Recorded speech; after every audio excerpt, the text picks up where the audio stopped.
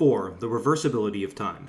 3 political theories have been produced from the ideology of modernity. They were all based on the topography of progress. Progress implicates the irreversibility of time, a forward-moving and predetermined evolutionary process. Progress is both an orthogenic and a monotonic process. Inevitably, all 3 are based on Hegel's philosophy. After Hegel, the meaning of history became understood in terms of absolute spirit becoming estranged from itself, assuming a form as the dialectic process of history, eventually becoming a type of enlightened monarchy. Marx accepted this topography, and after Alexander Kojève and Francis Fukuyama, liberal thinkers have accepted it as well. In the framework of National Socialism, Hegelianism was externalized in the concept of a final Reich, with the Third Reich as the third kingdom of Joachim of Fiore, and in the concept of social Darwinism, where the theory of natural selection has been adapted to apply to society and race. Social Darwinism is also inherent in Spencer's liberalism. Each of these 3 ideologies of modernity is based on the premises of the irreversibility of time and of unidirectional history. They implicitly acknowledge the totalizing imperative of modernization. Modernization can be liberal, communist, or fascist. An example of the effectiveness of fascist modernization would be the success, however brutal, of Hitler's industrial modernization of Germany in the 1930s. The 4th political theory is an unmodern theory. As Bruno Latour has said, "We have never been contemporary." The theoretical axioms of modernity are harmless because they cannot be realized in reality. In practice, they are permanently and very spectacularly self-negating. The 4th political theory completely discards the idea of the irreversibility of history. This idea was interesting in a theoretical sense, as substantiated by Georges Dumézil with his anti-Euhemerism and Gilbert Durand. I have written previously about sociology and the morphology of time in my books Post-Philosophy, Sociology of the Imagination, and Sociology of Russian Society. Time is a social phenomenon. Its structures do not depend upon their objectives, but upon the domination of social paradigms, because the object is assigned by society itself. In modern society, time is seen as irreversible, progressive, and unidirectional. But this is not necessarily true inside societies that do not accept modernity. In some societies, which lack a strict modern conception of time, cyclic and even regressive conceptions of time exist. Therefore, political history is considered in the context of the topography of plural conceptions of time for the 4th political theory. There are as many conceptions of time as there are societies. The 4th political theory does not just discard progress and modernization, however. This theory contemplates progress and modernization relative to, and intimately connected with, current historical, social, and political semantic occasions, as in occasionalist theory. Progress and modernization are real, but relative, not absolute. What is meant are specified stages, but not the absolute trend of history. This is why the 4th political theory suggests an alternative version of political history based on systematized occasionalism. Carl Schmitt was very close to this in his work. Fernand Braudel and the École des Annales have also been inspired by this in their writings. In the discussions of the political transformation of society, we place them in their specific semantic context: history, religion, philosophy, economics, and culture, with its ethnic and ethnic sociological specifics considered. This demands a new classification of social and political transformation. We acknowledge these transformations, but we do not place them into a broad-based scale that could be the common destiny for all societies. This gives us political pluralism. The 4th political theory uses a societally dependent conception of reversible time. In the context of modernity, turning back from some point in history to a previous one is impossible, but it is possible in the context of the 4th political theory. Bourdieu's idea of the, quote, new Middle Ages is quite applicable. Societies can be variously built and transformed. The experience of the 1990s is quite demonstrative of this. People in the Soviet Union were sure that socialism would proceed from capitalism, not vice versa, but in the 1990s they saw the opposite: capitalism following socialism. It is quite possible that Russia could yet see feudalism, or even a slave-owning society, or perhaps a communist or primordial society emerge from that. Those who laugh at this are the captives of the modern and its hypnosis. Having acknowledged the reversibility of political and historical time, we have arrived at a new pluralist point of view for political science, and we have reached the advanced perspective necessary for ideological construction. The fourth political theory constructs and reconstructs society behind modern axioms. That is why the elements of the different political forms can be used in the fourth political theory without any connection to the timescale. There are no stages and epochs, but only pre-concepts and concepts. In this context, theological constructions, antiquity, caste, and other aspects of traditional society are only some of the possible variants, along with socialism, Keynesian theory, free markets, parliamentary democracy, or quote-unquote nationalism. They are simply forms, but they would not be related to an implied topography of objective historical time. There is no such thing. If time is, quote, historical, it cannot be objective. Dasein says the same. Dasein is the subject of the fourth political theory. Dasein can be recovered by the refinement of the existential truth derived from the ontological superstructure of society. Dasein is something that institutionalizes time. Durand institutionalizes time by trektum in his topography. Trektum, Dasein, is not a function of time, but time is a function of trektum Dasein. This is why time is something that is institutionalized by politics in the context of the fourth political theory. Time is a political category. Political time is a pre-concept of a political form. The fourth political theory has opened a unique perspective. If we comprehend the principle of the reversibility of time, we are not only able to compose the project of a future society, but we will also be able to compose a whole range of projects of different future societies. Thus, we would be able to suggest some non-linear strategies for a new institutionalization of the world. The fourth political theory is not an invitation to a return to traditional society, i.e., it is not conservatism in the conventional sense. There are many characteristics of our chronological past which are pleasant, and many which are not. Similarly, the forms of traditional society can also be distinguished from each other. Finally, the ethnic and sociological matrices and the contexts of different contemporary societies are also different from each other. Therefore, the fourth political theory should not impose anything on anyone. Adherents of the fourth political theory should act step by step. If we simply argue the reversibility of time and Dasein as the subjects of our theory, that would be the first and primary step. We would thus free ourselves to develop the preconcepts. We can define several preconcepts with regards to the reversibility of time and Dasein trektum, and therefore we can define several political concepts of time, and each of them can be plugged into the current political project, according to the principles of the fourth political theory. Chapter 5. Global Transition and Its Enemies. The World Order Questioned. The New World Order as a concept was popularized as a concrete historical moment, namely when the Cold War ended in the late 1980s, and genuine global cooperation between the United States and Soviet Union was considered not only possible, but very probable. The basis of the New World Order was presumably a product of convergence history, predicting the synthesis of the Soviet socialist and Western capitalist political forms, and close cooperation of the Soviet Union and USA in the case of regional issues, for example, in the First Gulf War at the beginning of 1991. However, as the Soviet Union collapsed soon after this, the project of a New World Order was naturally set aside and forgotten. After 1991, the New World Order was considered to be something under formation before our very eyes, a global unipolar world led by the open global hegemony of the United States.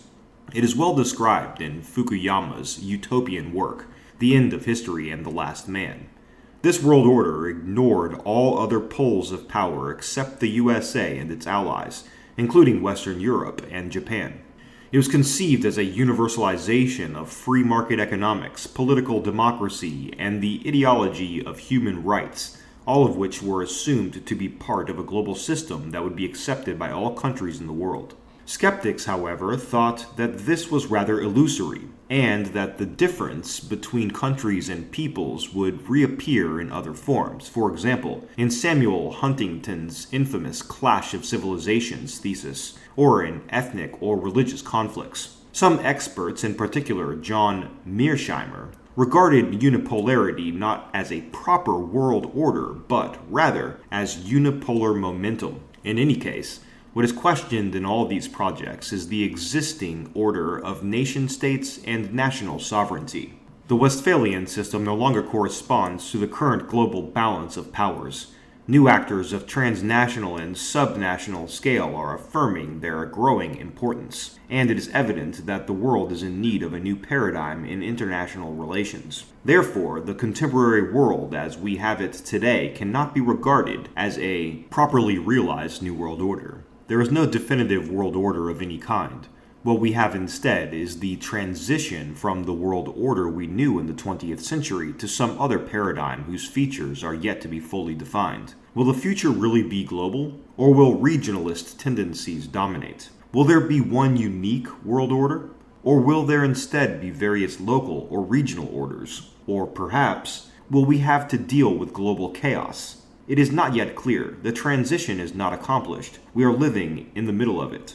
If the global elite, and first of all the American political and economic elite, has a clear vision of the future, which is rather doubtful, circumstances may and can prevent its realization and practice. If, however, the global elite lack a consensual project, the issue becomes much more complicated. So only the fact of transition to some new paradigm is certain. The paradigm as such is, to the contrary, quite uncertain. The world order from the American point of view. The position of the United States during this shift is absolutely assured, but its long-term future is under question. The United States is now undergoing a test of its global imperial rule and has to deal with many challenges, some of them quite new and original. This could proceed in three different ways. 1. Creation of an American empire stricto sensu with a consolidated and technically and socially developed central area or imperial core, with the periphery kept divided and fragmented in a state of permanent unrest, bordering chaos. The neoconservatives, it would seem, are in favor of such a pattern.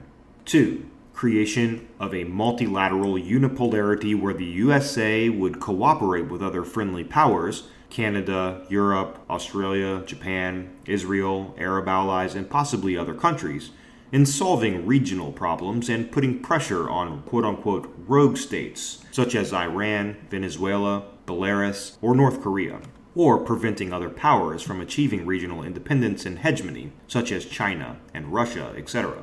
It would seem that the Democrats and President Obama are inclined to this vision. 3. Promotion of accelerated globalization with the creation of a world government and swift de-sovereignization of nation-states in favor of the creation of a, quote, United States of the world ruled by the global elite on legal terms. For example, the CFR project represented by the strategy of George Soros and his foundations. The color revolutions are viewed here as the most effective weapon of destabilizing and finally destroying states. The U.S. often seems to be simultaneously promoting all three strategies at the same time as part of a multi-vector foreign policy. These three strategic directions of the USA create the global context in international relations, the USA being the key actor on a global scale. Beyond the evident differences between these three images of the future, they have some essential points in common. In any case, the USA is interested in affirming its strategic,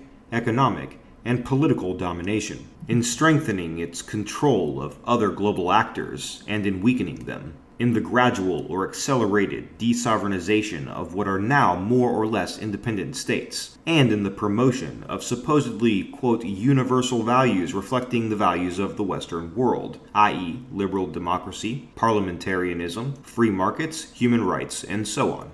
Therefore, we face a contemporary world in a strong and seemingly permanent geopolitical arrangement where the U.S. is the core, and where the rays or spokes of its influence, strategic, economic, political, technological, informational, and so on, permeate all the rest of the world, depending on the strength of the societal will of the various countries, as well as ethnic and religious groups, to accept or reject it. It is a kind of imperial network operating on a planetary scale. This US-centric global geopolitical arrangement can be described on several different levels. Historically, the USA considers itself to be the logical conclusion and peak of Western civilization. At one time, this was presented in terms of the, quote, manifest destiny of the United States, and then in terms of the Monroe Doctrine. Now they speak in terms of enforcement of, quote, universal human rights, norms, promotion of democracy, technology, free market institutions, and so on.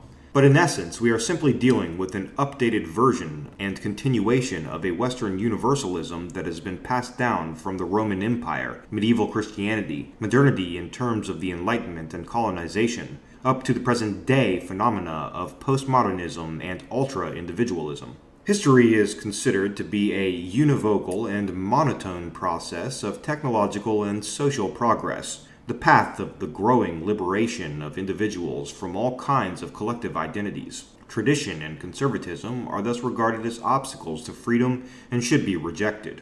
The USA is in the vanguard of this historical progress and has the right, obligation, and historical mission to move history further and further along this path. The historical existence of the United States coincides with the course of human history.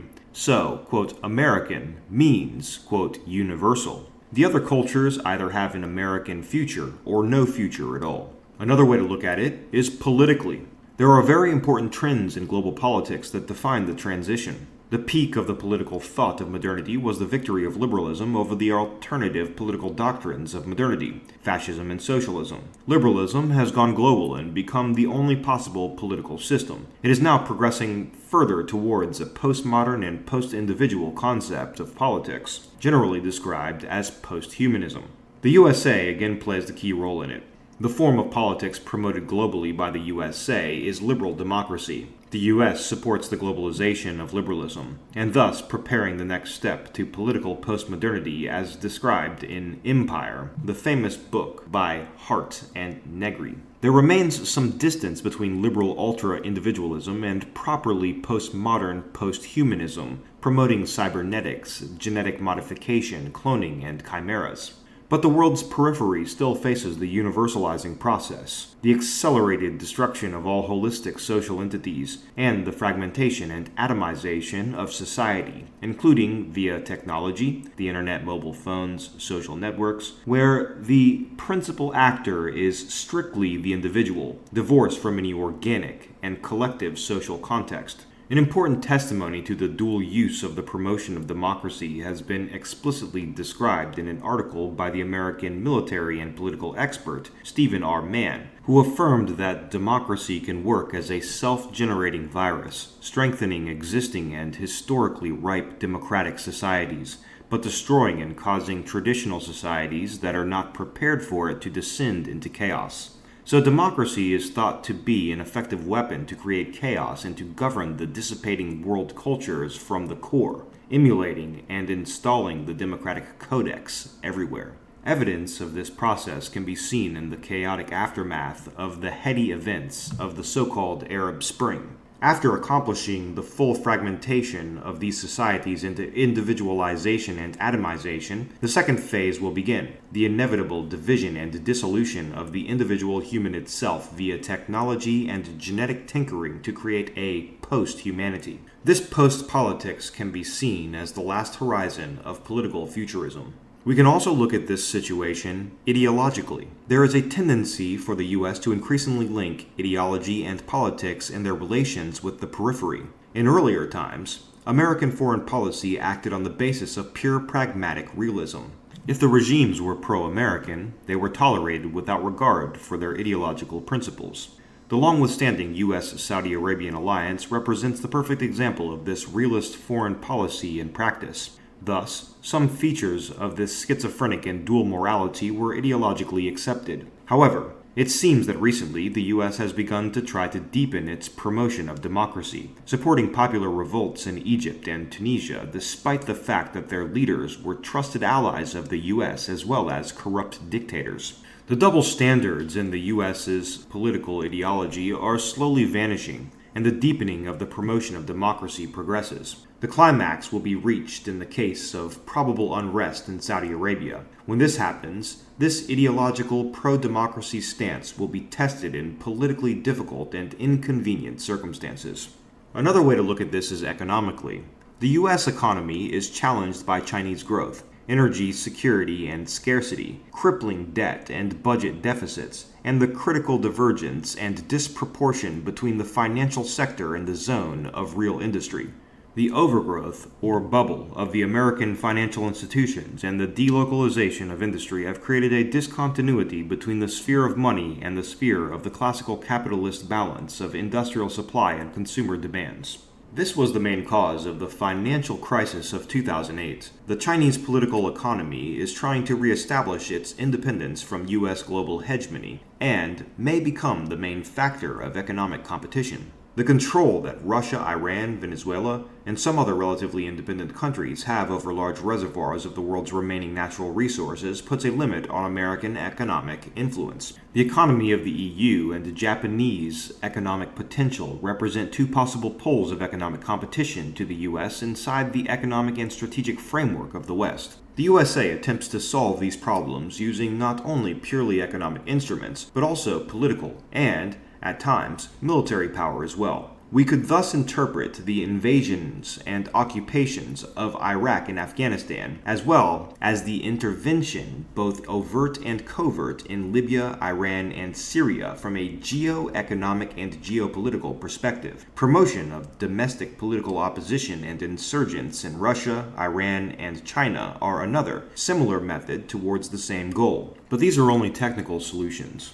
The main challenge is how to organize the postmodern and finance-centric economy around continuing growth, overcoming the widening critical gap between the real economy and the financial sector whose logic and self-interests become more and more autonomous. It has been asserted that the USA is the main and asymmetric actor in the center of the present transition state of world affairs. As Vedrine has noted, this actor is a true hyperpower, and the present geopolitical arrangement that includes all the levels and networks examined above is structured around this American core. The question then raised is this actor fully conscious of what it does, and does it fully understand what it will obtain at the end?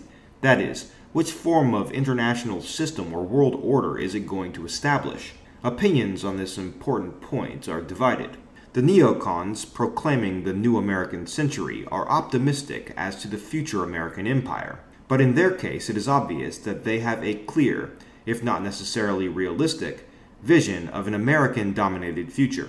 In this case, the world order will be an American imperial order based on unipolar geopolitics. At least theoretically, it has one redeeming point. It is clear and honest about its goals and intentions.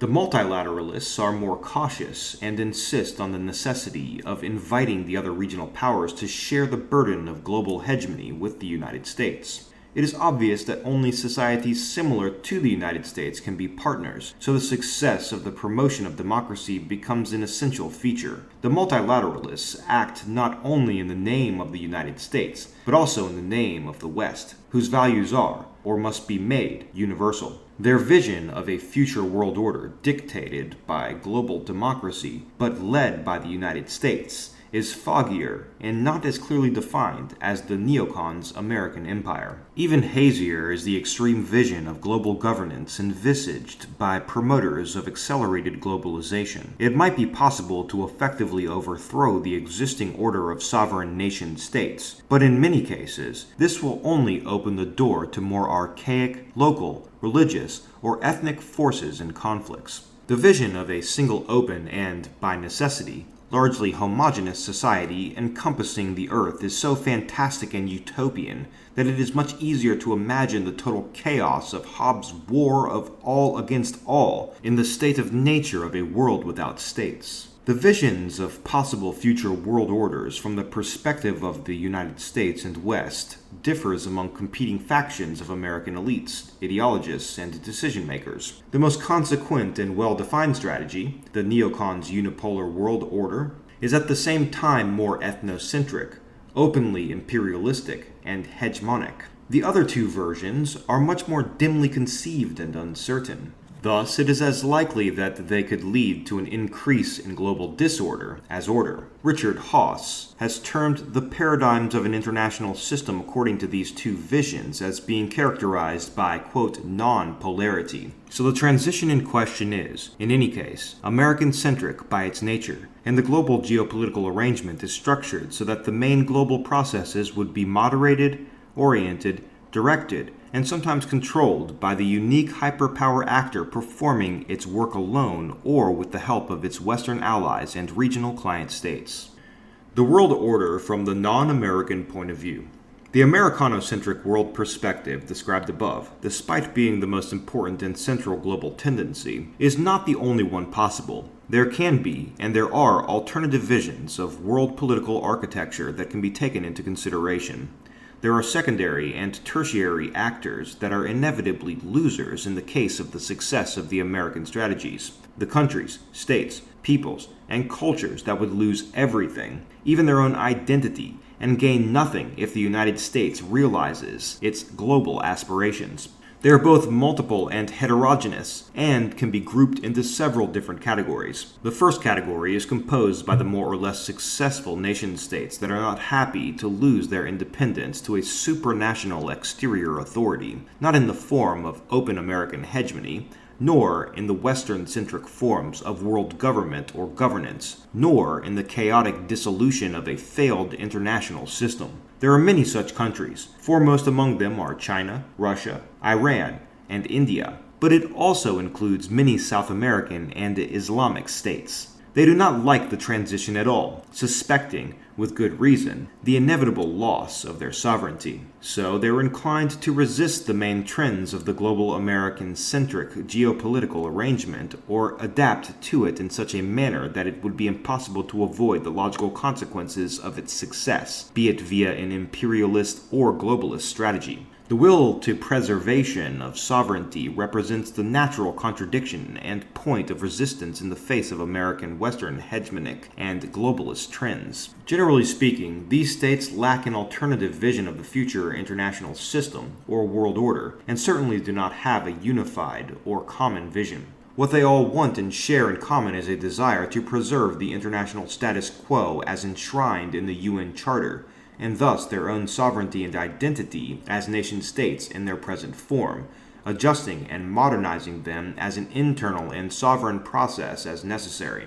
Among this group of nation-states seeking to preserve their sovereignty in the face of U.S. Western hegemonic or globalist strategies are 1. Those states who try to adapt their societies to Western standards and to keep friendly relations with the West and the United States, but to avoid direct and total desovereignization. This includes India, Turkey, Brazil, and up to a certain point, Russia and Kazakhstan. 2. Those states who are ready to cooperate with the United States, but under the condition of non-interference in their domestic affairs, such as Saudi Arabia and Pakistan. 3. Those states who, while cooperating with the United States, strictly observe the uniqueness of their society by filtering those elements of Western culture that are compatible with their domestic culture from those which are not, and at the same time trying to use the dividends received by this cooperation to strengthen their national independence, such as China, and at times Russia. 4. Those states who try to oppose the USA directly, rejecting Western values, unipolarity, and U.S. Western hegemony, including Iran, Venezuela, and North Korea. However, all of these groups lack an alternative global strategy that could be systematically or symmetrically comparable with American visions of the future, even if taken without consensus or a clearly defined goal. All these states generally act individually on the world stage and in their own direct interest. The difference in foreign policy among them consists only in the amount of radicalism in their rejection of Americanization. Their position can be defined as reactive.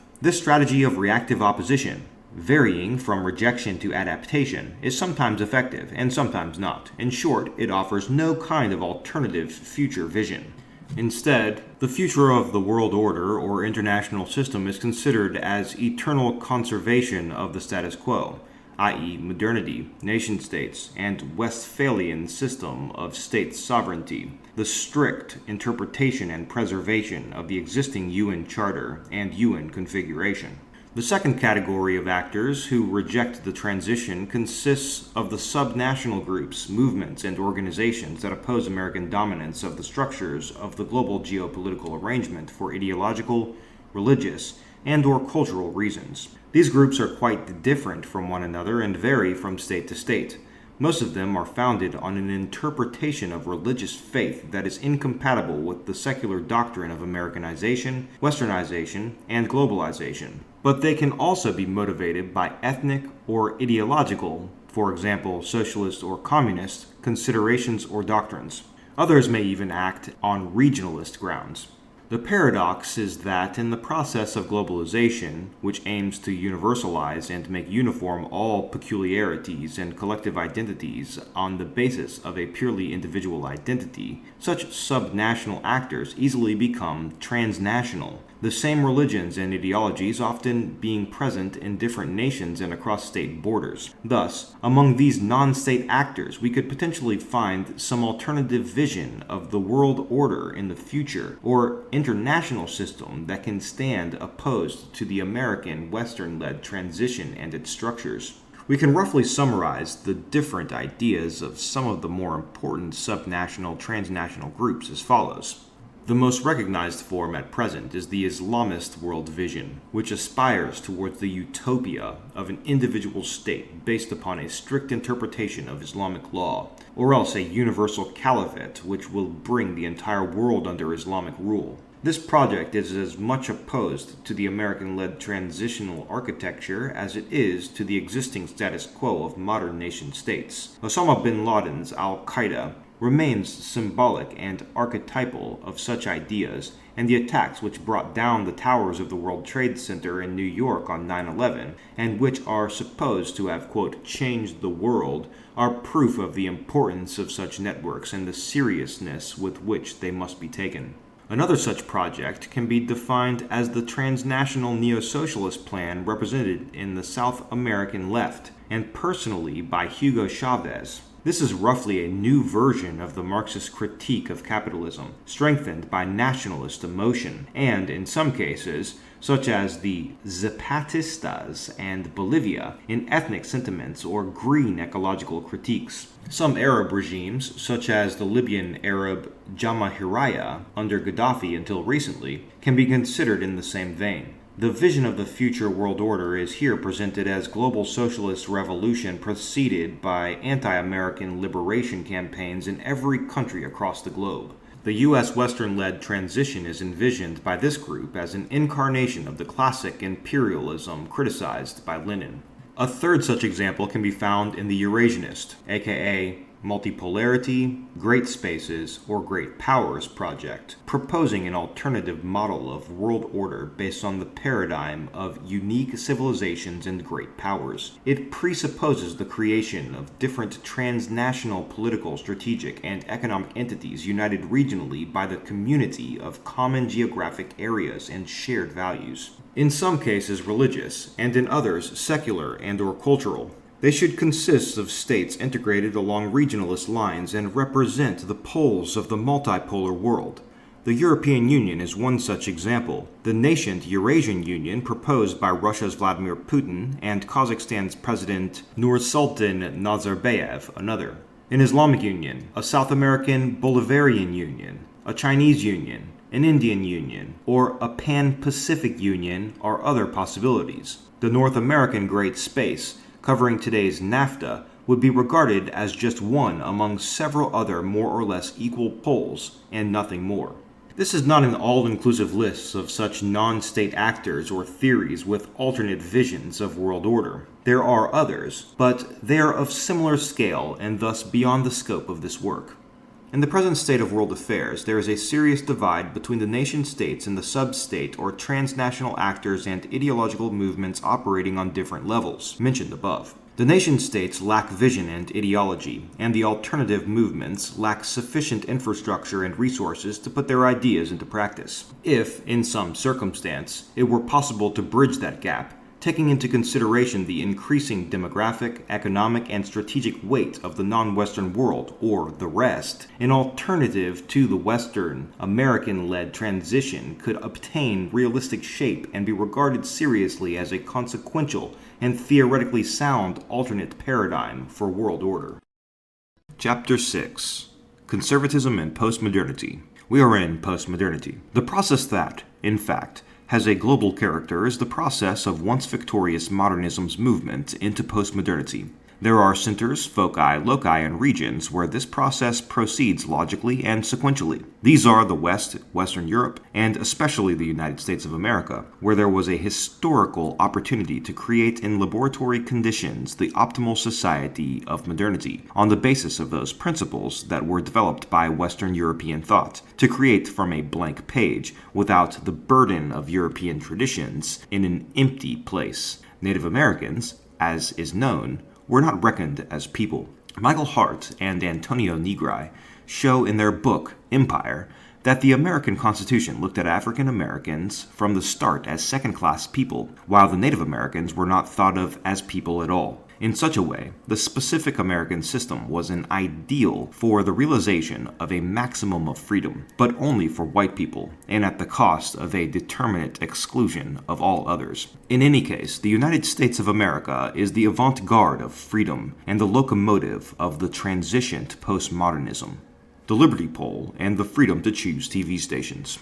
We spoke of the pole that is Western European civilization, but within the spaces of thought, in philosophy and in the geography of the human soul, the pole of a unipolar world is nothing other than the United States and Europe as a purely geopolitical organization, and specifically the idea of maximal freedom. And the movement towards the realization of this freedom is the significance of human history, as Western European humanity understands it. Western European society managed to bind the rest of humanity to this conception of the significance of history. Thus, there exists the pole of a unipolar world, that is, the pole of freedom, which arrived at modernity and is now moving to a new stage, to postmodernity, in which a man begins to free himself from himself, insofar as he encumbers, interferes with, and is bored of himself. He disintegrates into schizomasses, as is written in Deleuze's Anti-Oedipus. People have become contemplators upon television, having learned to change the channel better and more quickly. Many do not stop at all. They click the remote, and it no longer matters what is on, a comedy or the news. The spectator of postmodernism basically understands nothing of what happens. There is just a stream of pictures which amuse. Television viewers are drawn into micro-processes. They become those who have not got their fill of the spectacle, sub-spectators, who never watch an entire program from start to finish, but only bits and pieces of various programs. To demonstrate this, the ideal film is Rodriguez's Spy Kids 2. It is made in such a way that there is no meaning in it, but distraction from it is impossible, because as soon as our consciousness becomes bored of it, a flying pig suddenly appears, and we must continue watching to see to where it flies. And exactly in the same way, the moment of the flying pig bores us, a little dragon climbs out from the hero's pocket. This production of Rodriguez's is faultless. In principle, the man who indefatigably changes channels will find approximately the same effect here. The only channel that works according to a different rhythm is that dedicated to, quote, culture, because there one can still find unhurried histories of composers, artists, scholars, theater. That is, the remnants of modernity. If it were removed from the bill, then one could calmly click through the channels, not expecting to find anything that goes against the rhythm in which one must live. The paradoxes of freedom. And so, postmodernity arrives. What can oppose it? And can one say no to it?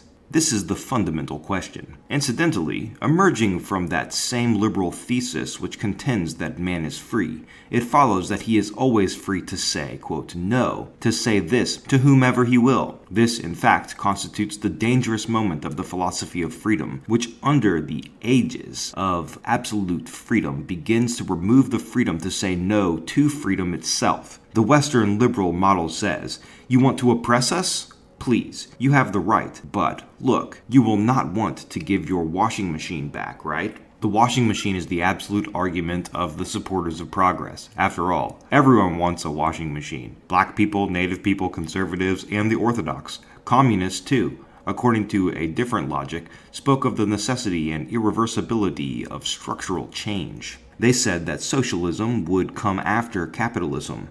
Socialism came, although we plainly never had capitalism. It stayed around for some time, destroyed quite a lot of people, and then disappeared.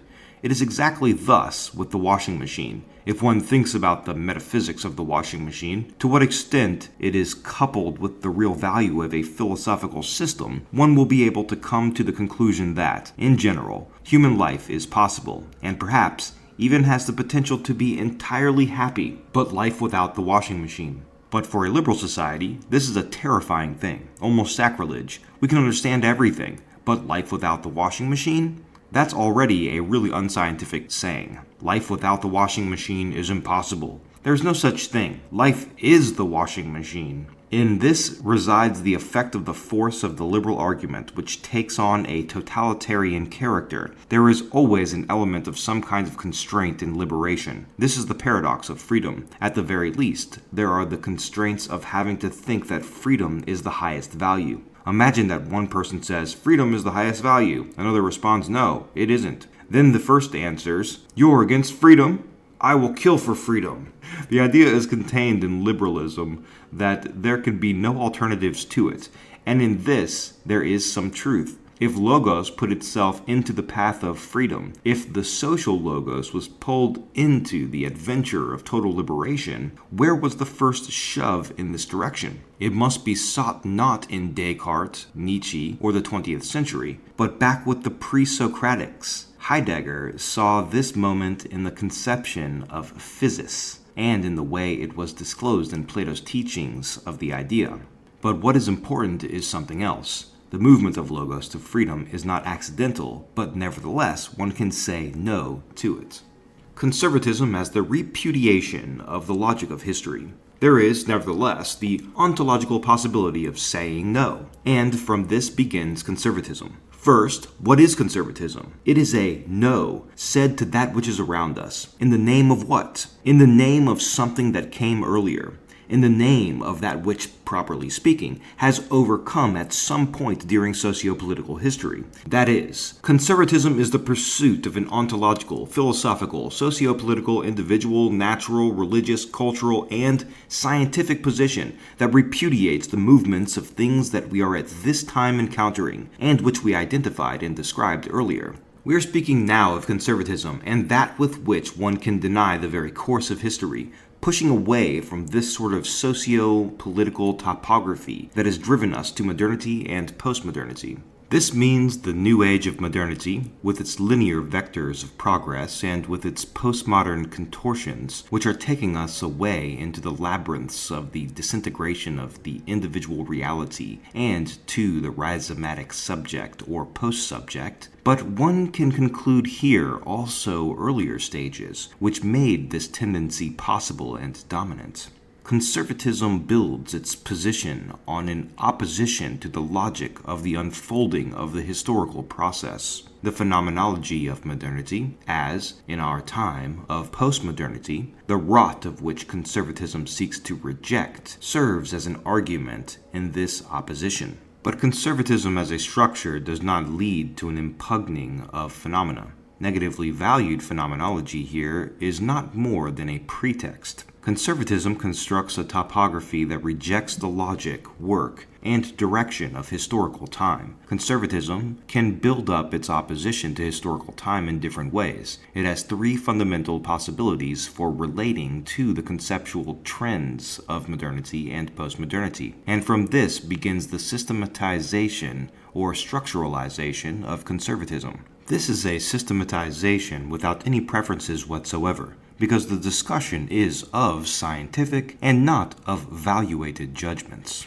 Fundamental conservatism, traditionalism. The first approach is so-called traditionalism. Conservatism could well be traditionalism. In some models of political science, traditionalism and conservatism differ, as for instance, in Mannheim's. But nevertheless, the aspiration to leave everything as it was in traditional societies to preserve that way of life is undoubtedly conservatism. A more logical traditionalism, substantial, philosophical, ontological, and conceptual, is one that criticizes not various aspects of modernity and postmodernity, but that rejects the fundamental vector of historical development, that is, one that essentially opposes time. Traditionalism is that form of conservatism which contends contends the following: what is bad are not those separate fragments here and there within a larger system that call out for our repudiation.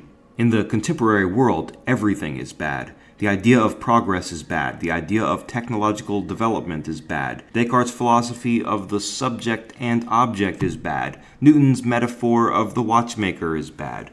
Contemporary positive science and the education and pedagogy founded upon it are bad. This episteme, reasons the conservative traditionalist, is no good. It is a totalitarian, false, negative episteme, against which one must fight. And further, if we think his thought through, I like only that which existed before the start of modernity. One could go further and subject those tendencies to criticism that in traditional society itself made possible the appearance of modernity, all the way up to the idea of linear time. Such traditionalist conservatism, after the fall of monarchs, the separation of church and state, and the taking up of the baton of modernity by all socio-political, cultural, and historical nations, was thought to be non-existent. In Russia, it was exterminated by atheist militants. From a certain point of view, this is certainly so. Inasmuch as it was thought to have been completely eliminated, people almost stopped talking about it. Of social groups that stood on these positions, practically none remained, and it soon enough disappeared even from some models of political science, e.g. Mannheim's. For that reason, we do not see it nor begin from it. And this is unjust. If we want to trace genuine conservatism and construct a complete topography of conservative positions, we must, as a first priority,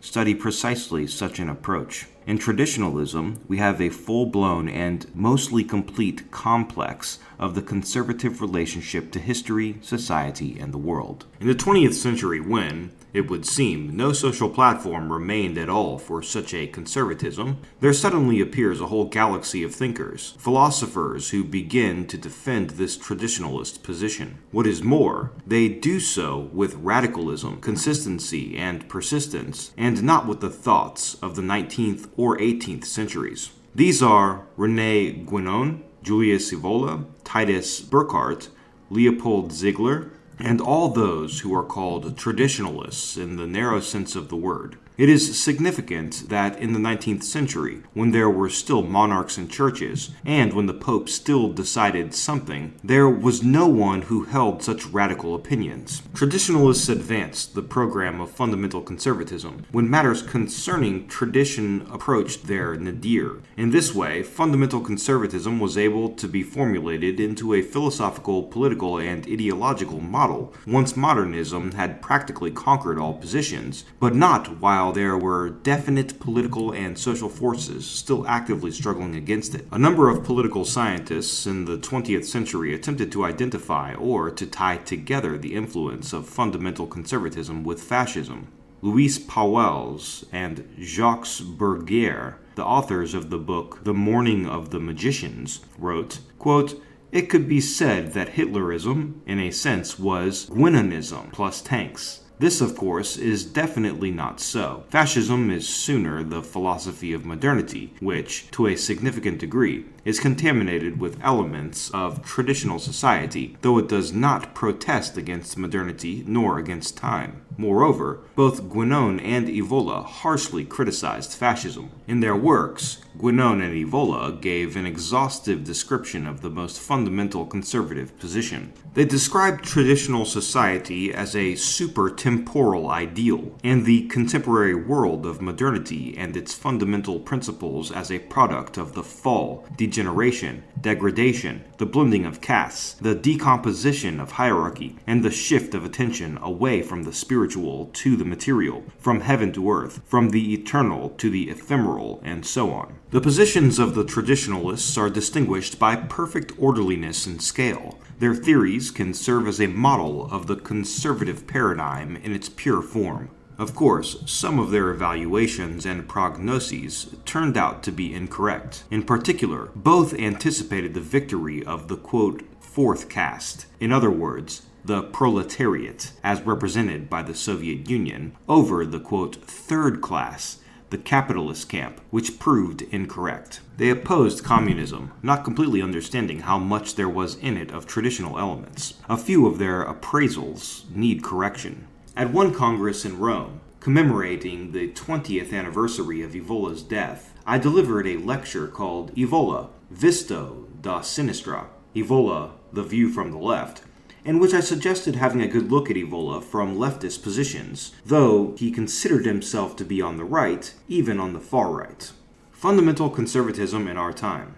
There is also fundamental conservatism in our society. First, the Islamic project is fundamental conservatism. If we peel it away from the negative stereotypes and look at how, theoretically, those Muslims who lead the battle against the contemporary world would have to feel and think, we will see that they stand on the same typical principles of fundamental conservatives. They must believe in the letter of every word of the Quran, ignoring any attacks from the proponents of tolerance, who censor their opinions, finding them cruel and out of date. If a fundamentalist came across such a commentator on television, he comes to a simple conclusion. He must throw out the television, together with the commentator. There is a similar kind of orientation in America, too, among fundamentalist Protestant groups. And, as is not surprising, approximately the same views are held by a significant percentage of the Republican electorate in the United States. And television programs featuring these Protestant fundamentalists who, from a Protestant point of view, criticize everything one can criticize in modernity and postmodernity, leaving no stone unturned, are watched by millions of American viewers. There are a great number of televangelists, like the late Jerry Falwell,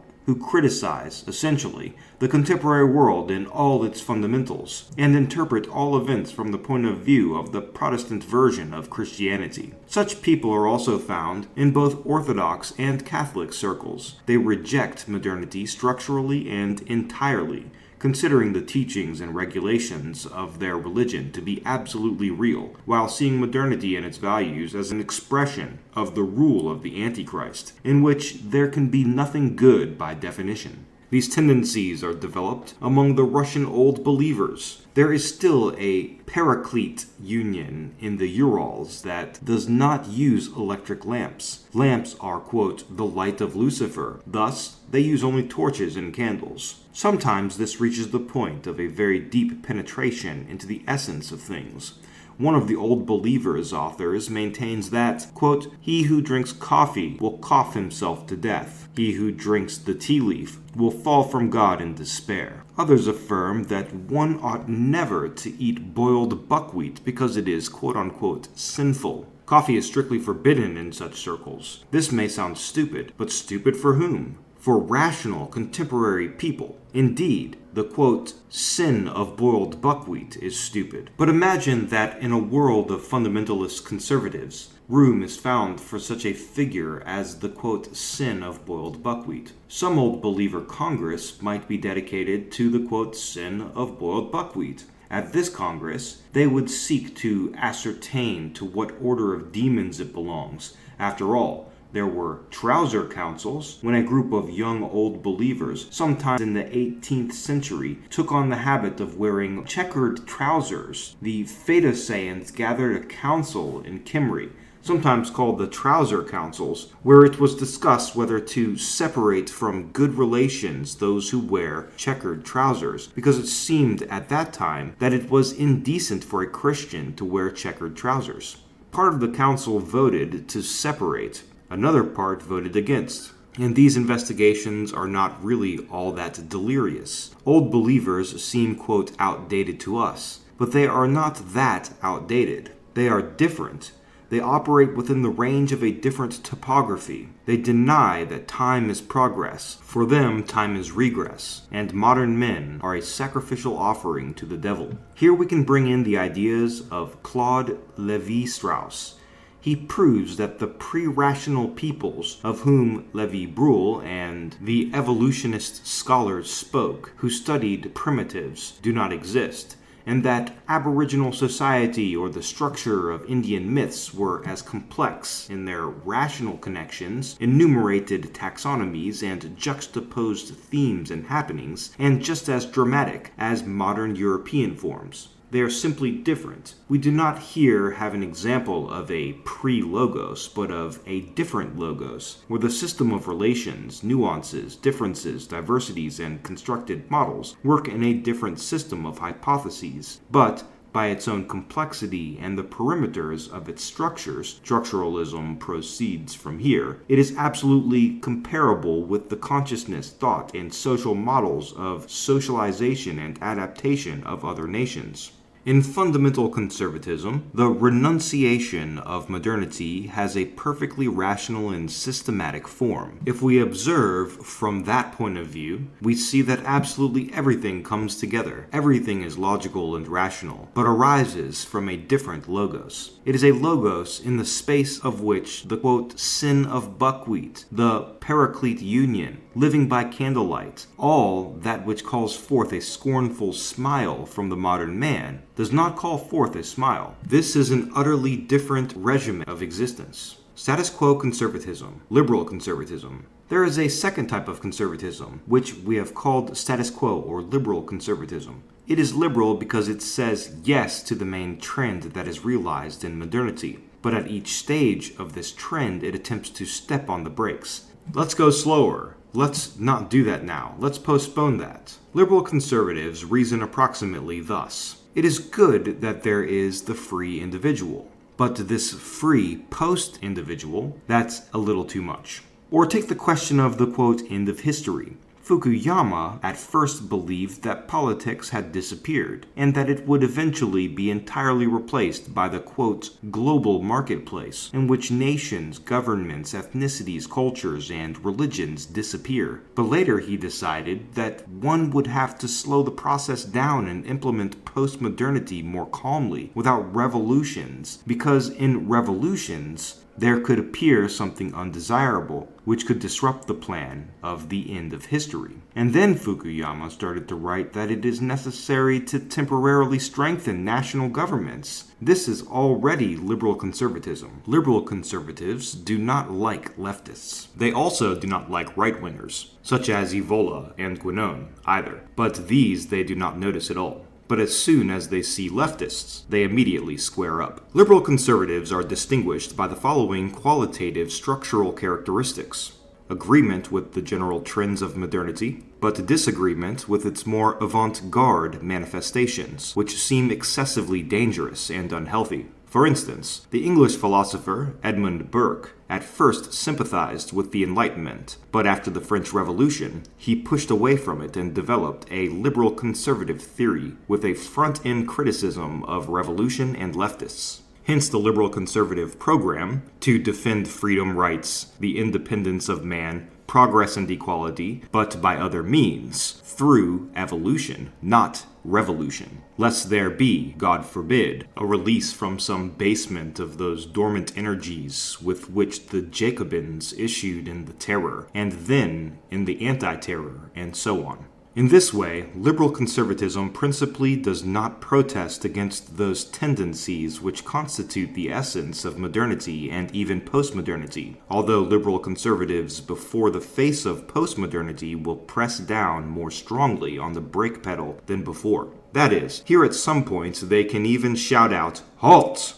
seeing what postmodernity carries with itself, and having their eyes on Deleuze's rhizome, they manifestly feel themselves out of their element. Besides, they are afraid that the quickening dismantlement of modernity, which is being unwrapped into postmodernity, might liberate the pre-modern. They write of this frankly. For instance, the liberal Habermas, who was once a leftist, says that if we do not now preserve the hard spirit of the Enlightenment, or belief in the ideals of the free subject and moral liberation, if we do not hold man on this precipice, then we will fly off not only into chaos, but we will return to the shadow of tradition and the sense of the war against it, which was, in fact, represented by modernity. That is, he fears that fundamental conservatives will come. Bin Laden as a sign. The figure of Bin Laden, independent of whether he is real or whether he was thought up in Hollywood, has a fundamental philosophical significance. This is a formulated caricature of the transition within the framework of postmodernity to the pre-modern. It is an ominous warning that the pre-modern, meaning a belief in those values that were gathered into a heap and taken to the junkyard at the very first start of modernity, can still arise. The physiognomy of bin Laden, his gestures, his appearance on our screens and in newspapers and magazines, this is a philosophical sign. This is a sign of warning to humanity coming from the side of liberal conservatives. The simulacra of Che Guevara. Liberal conservatives, as a rule, do not perform that analysis concerning the relation between liberalism and communism that we performed, and they continue to fear communism. We already said that the events of 1991, the end of the Soviet Union, possess colossal philosophical and historical significance, and have few analogs. There are only a few such events in history, as in 1991 liberalism proved its exclusive right to the orthodox inheritance of the paradigm of modernity. All other versions, including the most important, communism, proved to be deviations on the path of modernity, offshoots leading to another goal. Communists thought that they were traveling the paths of modernity in the direction of progress, but it became clear that they were moving towards some other goal set in different conceptual space. But a few liberals supposed, even today, that communists gave up their position only temporarily and might yet return. Extrapolating false fears, contemporary anti-communism, to a larger degree, probably, than contemporary anti-fascism, gives birth to chimeras, specters, and simulacra. Communism is no longer present, as fascism has long ceased to be. In its place, there remains a plaster-cast imitation, a harmless Che Guevara, advertising mobile phones or adorning the shirts of idle and comfortable petty bourgeoisie youth. In the epoch of modernity, Che Guevara was the enemy of capitalism. In the epoch of postmodernity, he advertises mobile connections on gigantic billboards. This is the style in which communism can return, in the form of a simulacra. The meaning of this commercial gesture consists in the postmodern laughing off of the pretensions of communism to be an alternative logos within the framework of modernity. Nevertheless, liberal conservatism, as a rule, is a stranger to this irony. It is not inclined to joke with either reds or browns. The reason for this is that liberal conservatism fears the relativization of logos in postmodernity, being uncertain that the enemy has been completely defeated. It dreams that the prostrate carcass still stirs, and therefore it does not recommend reproaching it too closely or mocking it, seeing this as flirting with danger. The conservative revolution. There exists yet a third kind of conservatism. From a philosophical point of view, it is the most interesting. This is a family of conservative ideologies that it is customary to call the Conservative Revolution, or CR. This constellation of ideologies and political philosophies considers the problem of the correlation between conservatism and modernity dialectically. One of the theorists of the Conservative Revolution was Arthur Moeller van den Bruck, whose book was recently translated into Russian. Other thinkers who belonged to this tendency were Martin Heidegger, the brothers Ernst and Friedrich Jünger, Carl Schmitt, Oswald Spengler, Werner Sombart, Othmar Spann, Friedrich Helscher, Ernst Niekisch, and a whole constellation of mostly German authors who are sometimes called the dissidents of National Socialism, because the majority of them, at some stage, supported National Socialism, but soon found themselves in a state of internal emigration, or even in jail. Many of them participated in the anti-fascist underground and helped to save Jews. In particular, Friedrich Helscher, a first-rate conservative revolutionary and a supporter of the German National Renaissance, helped the famous Jewish philosopher Martin Buber hide from the Nazis. Conservatives must head the revolution. One can describe the general paradigm of the conservative revolutionary worldview in the following manner. There exists an objective process of degradation in the world. This is not simply the striving of evil forces to perpetrate their chicanery. It is the forces of freedom, the forces of the market, which lead humanity along the path of degeneration. The peak of degeneration, from the point of view of conservative revolutionaries, is modernity. So far, everything overlaps with the traditionalist position. But, in contrast to it, conservative revolutionaries begin to ask themselves, why did it happen that belief in God who created the world in divine providence, in the sacred, in myth, transforms in a specific moment into its own opposite? Why does it slacken, and why are the enemies of God victorious? A further suspicion arises. Maybe that remarkable golden age, which the fundamentalist conservatives defend, carried in itself some kind of gene of future perversion? Maybe things were not all that great even in religion. Maybe those religious, sacral, and sacred forms of traditional society, which we can still catch a glimpse of up until the onset of modernity, carried in themselves a certain element of decay. And then the conservative revolutionaries say to the conservative fundamentalists, "You offer to return to a condition when man exhibited only the first symptoms of illness, when there first began the hacking cough. Today this man lies dying, but you speak of how good things were for him earlier. You contrast a coughing man with a dying one, but we want to dig down to discover from whence came the infection and why he started to cough. The fact that, in coughing, he does not die, but goes to work, does not convince us that he is whole and healthy. Somewhere that virus must have nested even earlier. We believe," continue the conservative revolutionaries, "that in the very source, in the very deity, in the very first cause, there is drawn up the intention of organizing this eschatological drama. In such a vision, the modern acquires a paradoxical character. It is not merely today's sickness in the repudiated present. It is a disclosure in today's world of that which yesterday's world prepared for it, so precious for traditionalists.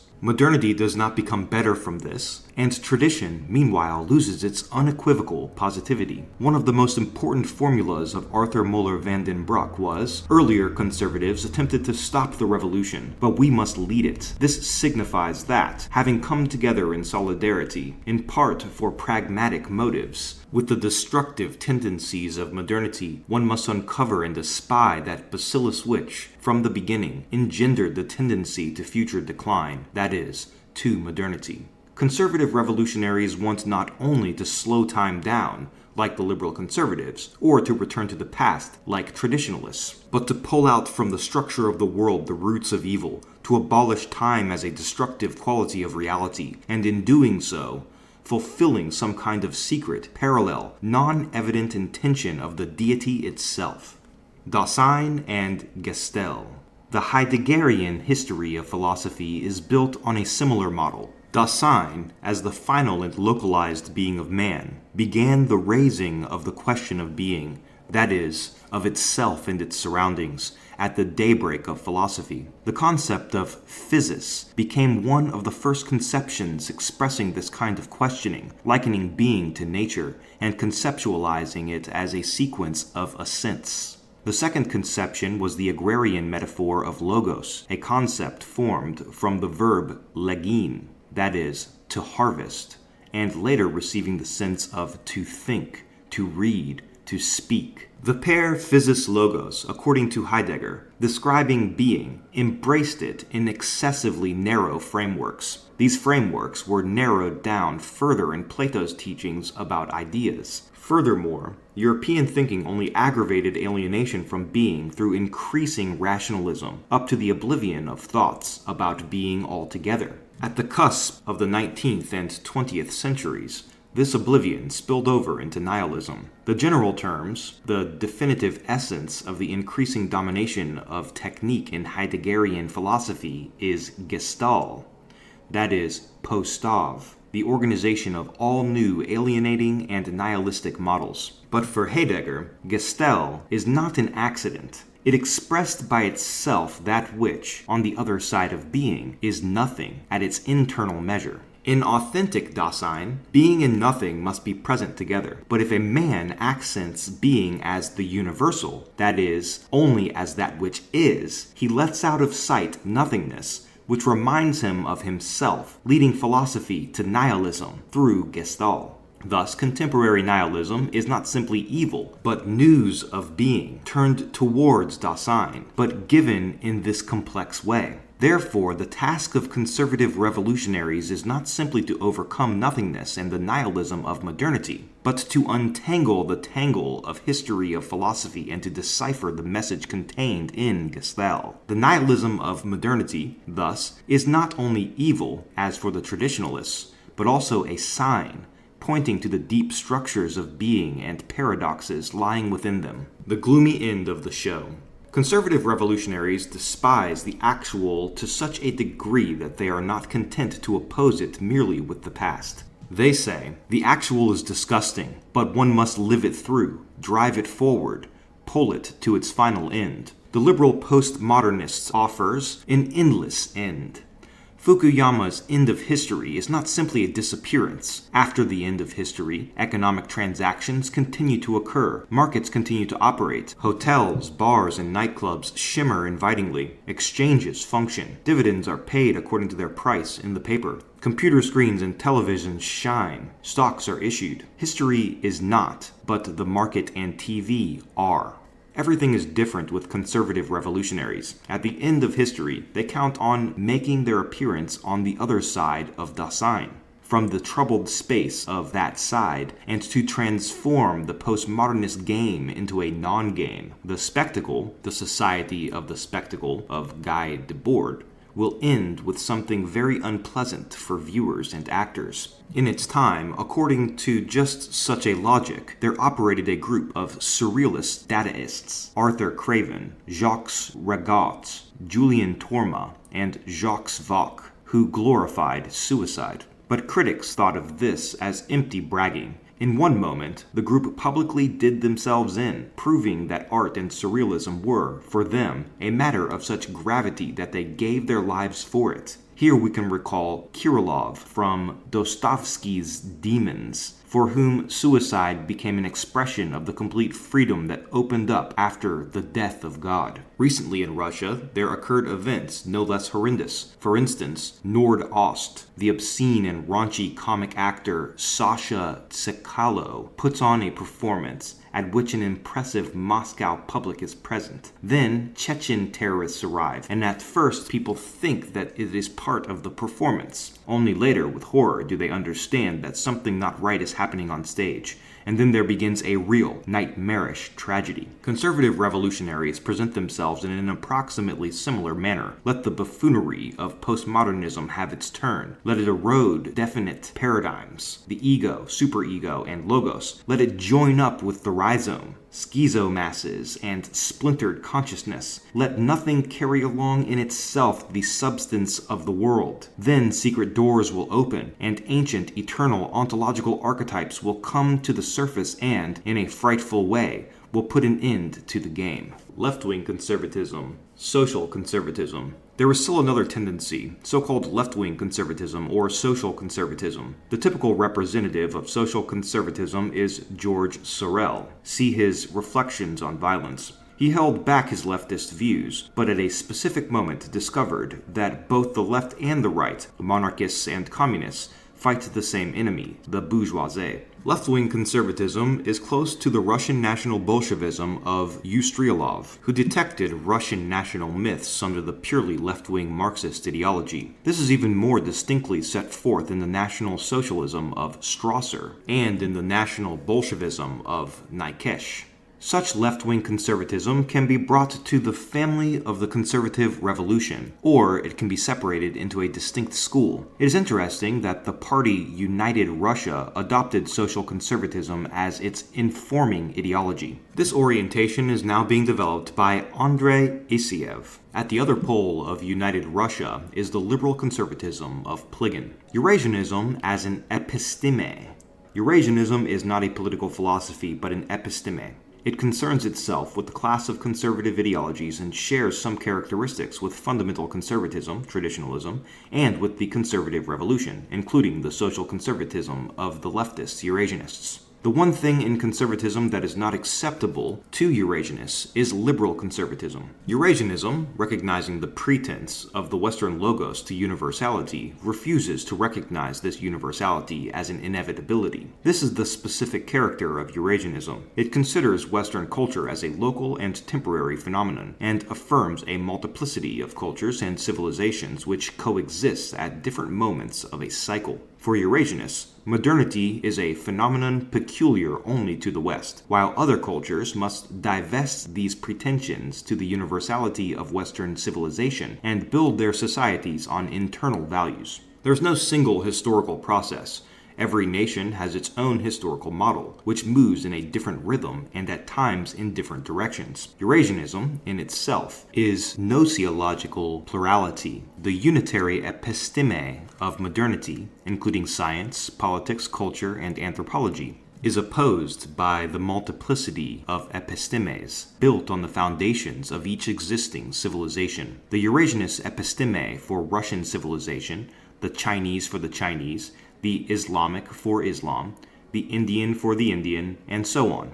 And only on these foundations, cleansed of Western-mandated epistemes, must long-term socio-political, cultural, and economic projects be built. We see in this a specific form of conservatism which differs from other similar conservative versions, with the exception of liberal conservatism, in that its alternative to modernity is not taken from the past or from unique revolutionary conservative ideologies, but from societies historically coexisting with Western civilization, but geographically and culturally different from it. In this, Eurasianism approaches, in part, the traditionalism of Guénon, who also thought that contemporaneity was a Western notion, while forms of traditional society were preserved in the East. It is not accidental that among Russian authors, the first to refer to Guénon's book, East and West, was the Eurasianist N.N. Alexiev. Neo-Eurasianism. Neo-Eurasianism, which appeared in Russia in the late 1980s, completely apprehended the fundamental points of the previous Eurasianist episteme, but it supplemented them with attention to traditionalism, geopolitics, structuralism, the fundamental ontology of Heidegger, sociology, and anthropology, and likewise carried out the gigantic task of producing concord between the basic conditions of Eurasianism and the realities of the second half of the 20th century and the beginning of the 21st. With an enumeration of new scientific developments and studies. Today, Eurasianist journals are circulating in Italy, France, and Turkey. Neo-Eurasianism is founded upon the philosophical analysis of the thesis of modernity and postmodernity. Detachment from Western culture allows for distance, thanks to which it is possible to embrace with a glance all of modernity and to say to all of that a fundamental no. In the 20th century, modernity and Western civilization were systematically subjected to an analytical critique by Spengler, Toynbee, and especially the structuralists. In the first place, Levi Strauss, who founded structural anthropology. This structural anthropology is based on the principal equality between various cultures, from the primitive to the most developed, which deprives Western European culture of any kind of superiority over the most quote-unquote wild and primitive, non-literate tribes. Here we must recall that the Eurasianists Roman Jakobson and Nikolai Trubetskoy, the founders of phonology and eminent representatives of structural linguistics, were the teachers of Levi Strauss and trained him in the practice of structural analysis, which he himself willingly acknowledges. In this way, an intellectual chain is retraced. Eurasianism, structuralism, and Neo-Eurasianism. In this sense, Neo-Eurasianism becomes the restoration of a broad spectrum of ideas, insights, and intuitions, which the first Eurasianists outlined and into which entered organically the results of the scientific activity of the various schools and authors, for the most part, those with a conservative orientation, that developed in parallel throughout the entire course of the 20th century.